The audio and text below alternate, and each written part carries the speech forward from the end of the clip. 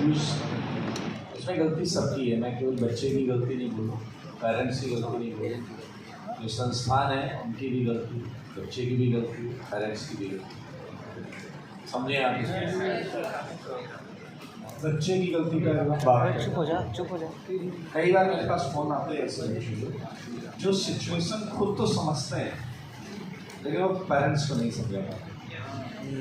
They are lot of students जो कहते हैं सर मुझे पता है मेरे नंबर क्यों नहीं आ रहे, मेरा बैकलॉग है, मेरा पूरा ही नहीं है, जो चैप्टर टेस्ट में आया वो मैंने पढ़ा ही नहीं है। ये बहुत बढ़िया बच्चे हैं जिन्हें सच्चाई पता है, लेकिन ये पेरेंट्स ही नहीं समझ रहे। पेरेंट्स को कैसे समझाएं, कैसे बताएं? एक दो बार तो मुझसे बात कर रही पेरेंट्स की, मैंने कहा आप एकदम निश्चिंत, अभी नंबर नहीं आएंगे इसके 2-3 टेस्ट, एक बार इसका कोर्स हो जाने दीजिए, इससे कॉन्फिडेंट हो जाने दीजिए, फिर नंबर की बात करें। एक ये वो चीज़ है।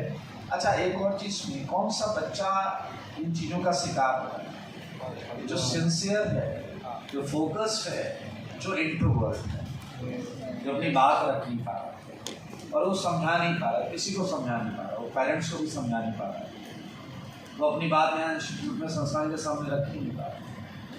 ये एक चिंता का विषय। दूसरी बात अगर हम बात करें पेरेंट्स की, तो पेरेंट्स को कहाँ सुधार करने की जरूरत है? भैया तुम्हारा बच्चा 10वीं 12वीं में 90-92% लाया है, वो स्कूल का एग्ज़ाम था, ये यहाँ का एग्ज़ाम।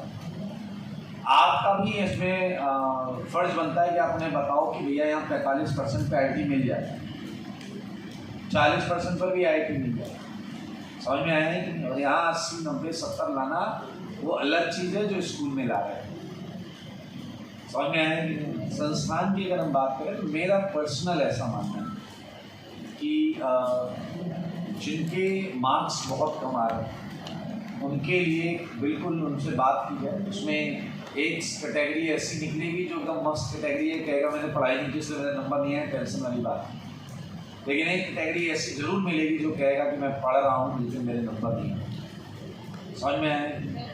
मुझे लगता है मेरा एक और सुझाव ये है कि आप जैसे आपका बैच एक टेस्ट आने वाला है, मैं बहुत मोटिवेट करके आपको एक फॉर्म दे दूँ कि भैया आप टेस्ट देना चाहते हो या नहीं देना। इफ़ यू आर गेटिंग कि तुम्हारा 70%, 80%, 100% तैयार है, आपने लिख दिया कि हाँ मैं टेस्ट दूँगा, मैंने उन बच्चों का टेस्ट लिया और बाकी बच्चे अपनी समस्या लिख दें कि मेरा ये पेंडिंग है, मुझे समझ में नहीं आया, मुझे मेरा होमवर्क पेंडिंग है। उनके लिए उनकी उस समस्या का निदान सेम डे कराया जाए। 6 घंटे, 7 घंटे, 8 घंटे बैठ के टीचर्स को लो भाई इसकी समस्या को सुधार करो। तो ये हर जगह पर हमें सुधार करने के लिए, लेकिन अल्टीमेट एट लास्ट आत्महत्या किसी भी चीज़ का समाधान नहीं। आप तो चले गए लेकिन आप अपने पीछे जो पेरेंट्स को छोड़कर गए वो हर पल हर क्षण वो इसी भाव से गुजरते हैं, ये नहीं किया होता तो ठीक रहता, वो नहीं कहा होता तो ठीक रहता। समझें, ये कोई समाधान नहीं। समझ में? फिर से कह रहा हूँ, अगर कुछ है जो आप बोल नहीं पा रहे हैं, आप अपने पेरेंट्स पहली चॉइस है, first of your parents, mummy papa, and ऐसी कोई समस्या है नहीं, 1000 बार का ऐसी कोई समस्या है ही नहीं जिसका समाधान ना हो। तुम बात रखो तो सही। अरे बाढ़ में गया, IIT नहीं किया, क्या ऐसे मतलब दुनिया के सारे सफल आदमी IIT नहीं किया? उतना पढ़ो जितने में एंजॉय कर रहे, मजा आ रहा है। मैंने एक बार मैथ्स का पेपर दिया था, मेरे 100 में 30 नंबर आए एंड टीचर मेरा बड़े अच्छे थे, उन्होंने क्लैपिंग करवाई। उन्होंने कहा इस बच्चे ने 3 ही क्वेश्चन दिए, तीनों सही हैं, 30 नंबर है। मेरी नज़र में इसके 100 आउट ऑफ 100। मुझे अच्छा लगा, मेरी तबीयत खराब थी, मैं पूरा पेपर अटेम्प्ट नहीं कर सकता। इस सिनेरियो, इस चीज़ को, इस साइकोलॉजी को लेकर एग्जाम में जब तुमने पढ़ा ही 100 नंबर का था, तुम्हारे उसमें 50 नंबर आए, तो तुम ये क्यों देख रहे हो कि 300 में 360 में तुम्हारे 50 आएंगे?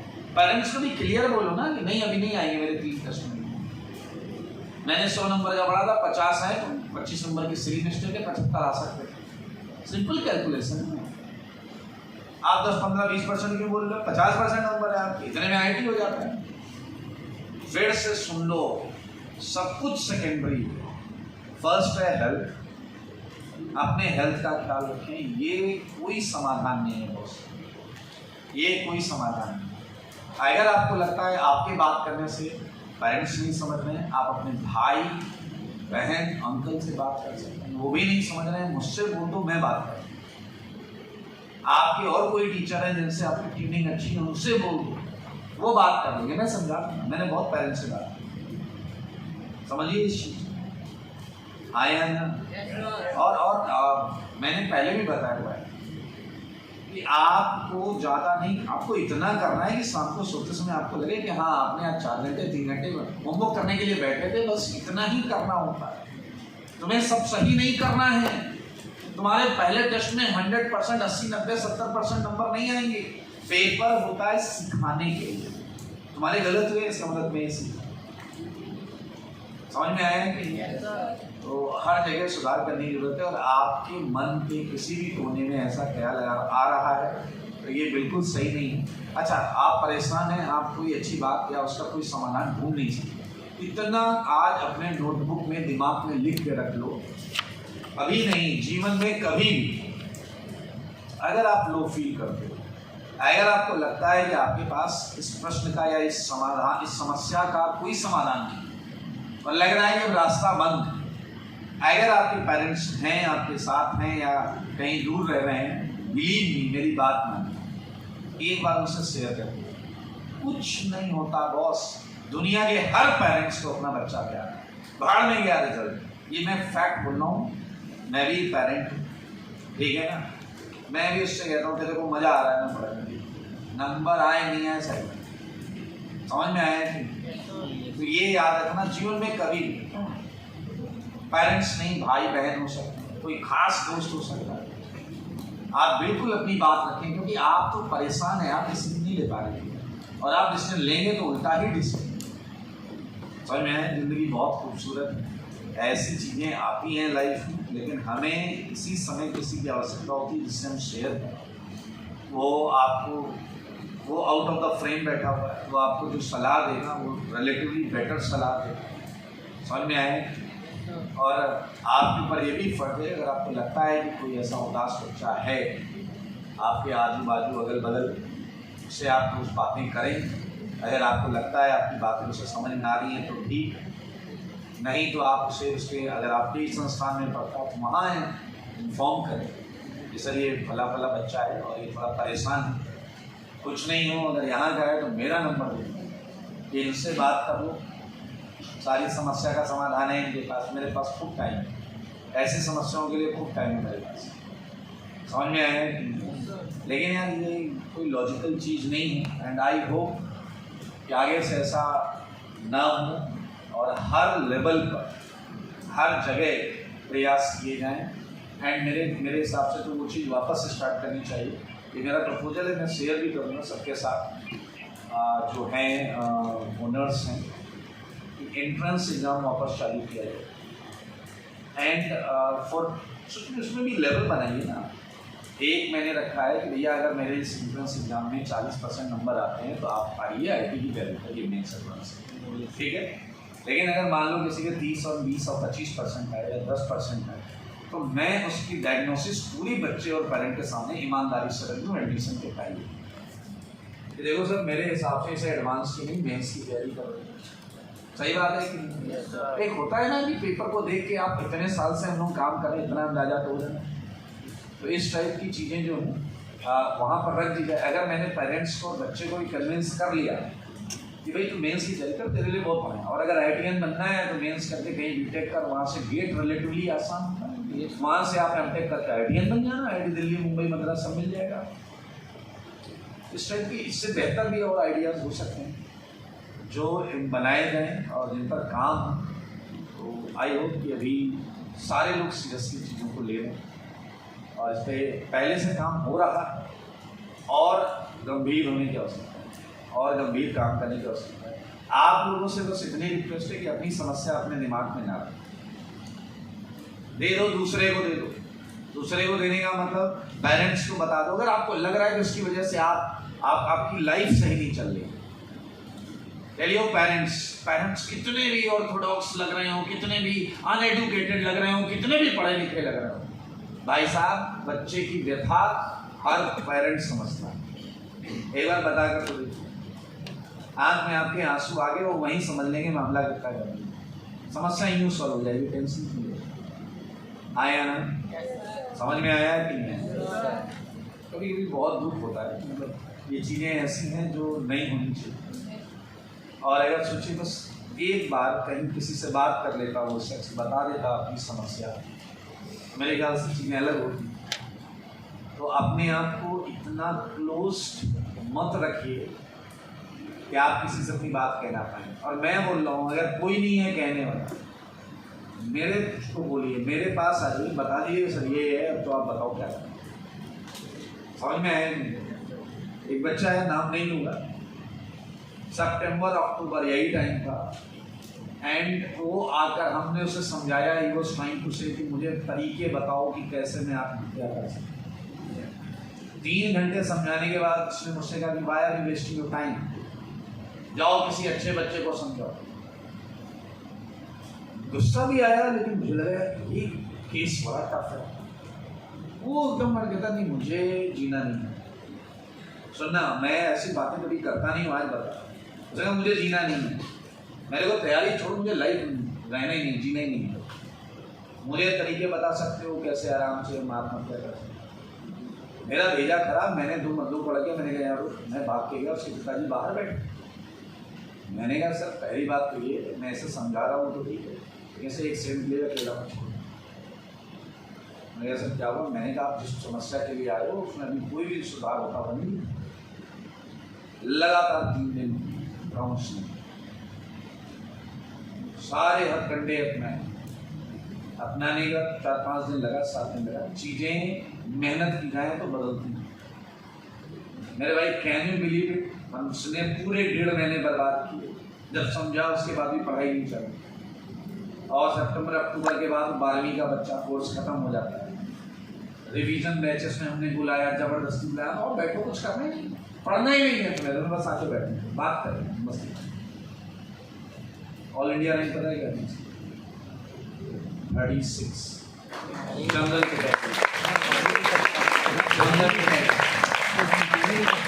समझो।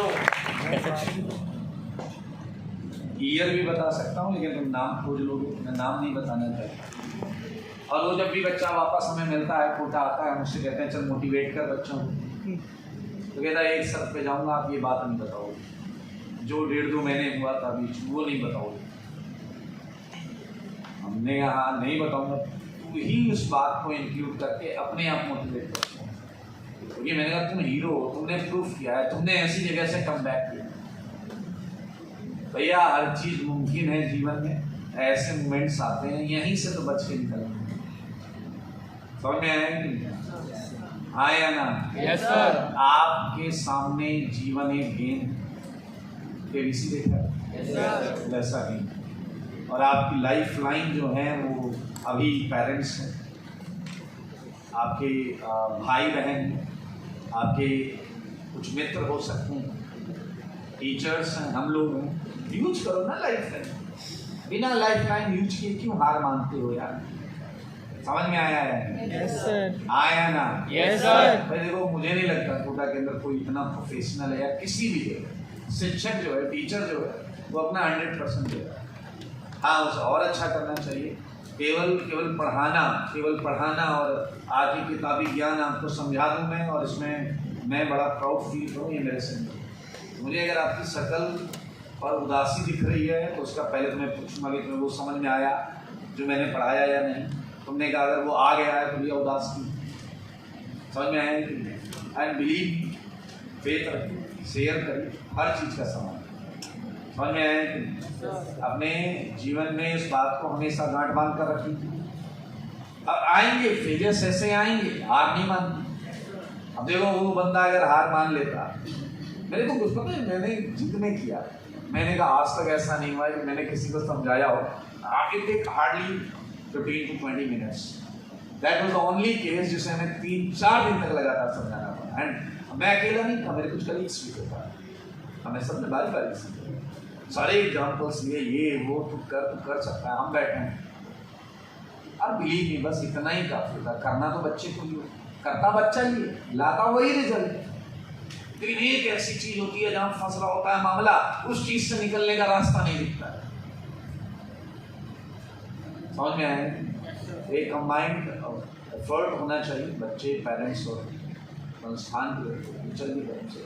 लेकिन मैं आप लोग स्टूडेंट को आपसे उम्मीद करता हूँ कि अपनी समस्या रह दीजिए पेरेंट्स के सामने, उनके मत्थे डाल दीजिए। टीचर को दे दो, लो समस्या ये आप रिजॉल्व करो। मैं क्या कहता हूँ, आपको कोई टेंशन नहीं, ना प्लानिंग की टेंशन लेनी है, ना मार्क्स की टेंशन लेनी है। आप तो सीधा, मेरे पास पेरेंट्स आते हैं, बच्चे सर इसके मार्क्स नहीं आ रहे, तो मैंने कहा अच्छा, मैं बच्चे से पूछा बेटा तुमने पढ़ाई की थी? नहीं। मैंने कहा लो समाधान इसमें ना अच्छी बात है। मैंने कहा आप क्रिकेट खेल लोगे, जाके बना लोगे 50 रन 100 रन, आपको जो नहीं आता कैसे कर पाओगे? मैंने कहा बच्चे का उस दिन मैं एनालिसिस करूंगा, या बच्चे को उस दिन डांटना जिस दिन ये पढ़ के जाए और नंबर ना लाए। 300 नंबर का पेपर है और वो पूरे टॉपिक पढ़ के गया है और उसके नंबर 50 आए, तब तो डांटो भाई, तब डांटने वाली बात है ना। और तुम लोग खुद भी कभी उदास होना जब पूरा पढ़ के गए हो, पूरा सिलेबस कवर था, सब कुछ बढ़िया था, नंबर आए 50-300, अब आप उदास होइए। क्यों उदास होते हो भाई? जब पढ़ाई 100 नंबर 80 नंबर का 60 नंबर तो बहुत अच्छे हैं, 50 नंबर तो बहुत अच्छे हैं। समझ में आया? जब तक कोर्स चलेगा तब तक हल्की टेंशन रहेगी, इसे नेचुरली हैंडल करिए। टीचर्स को बताइए, अच्छा कोई दोस्त है किसी सब्जेक्ट में, उससे डिस्कस करिए। कोर्स खत्म होने के बाद एक्चुअली नंबर आने चालू होते हैं, जब आप एक रिवीजन कर रहे हैं। समझ में आया? बिल्कुल उदास और हताश होने की जरूरत नहीं। समझ में आए? और कई बार पेरेंट्स नहीं समझते हैं बातों को, मैं मानता हूँ, उन्हें समझाने का प्रयास करें। नहीं समझ रहे हैं तो आप यहाँ पर आए हैं संस्थान में, टीचर जो भी टीचर आपको सही लग रहा है, आप उसके साथ 2 मिनट बात समझिए। पहले टीचर से अपनी बात बताइए, अबे बोले 2 मिनट बात, तो टीचर की तो सुनो, टीचर की तो सुनो। समझ में आया ना? Yes sir. आप बिल्कुल बोलिए घर वालों को। 3 महीने 3 टेस्ट होंगे, या जो भी जितने भी नंबर ऑफ टेस्ट होंगे, इसमें मैं कोर्स कवर कर रहा हूँ, या मेरे नंबर इतने % के आसपास से आएंगे, बिल्कुल टेंशन मत। मैं अच्छा करूँगा, जब मेरा पूरा हो जाएगा तब नंबर। ठीक है? सही है? आप भी प्रयास करिए। ठीक है? कल शाम को मुझे पता चला, मैं उसमें परेशान था, फिर रात में एक और पता चला। चलिए उम्मीद करते हैं कि ऊपर वाला सब सही करते हैं, सबको बुद्धि दे, सबको संगति दे भगवान। चले आगे? Yes sir. यार फिर कंफर्मेशन दिखा दिया। चेयर का क्या बनना पड़ गया? चेयर ही बड़ा। केक अरे वाह,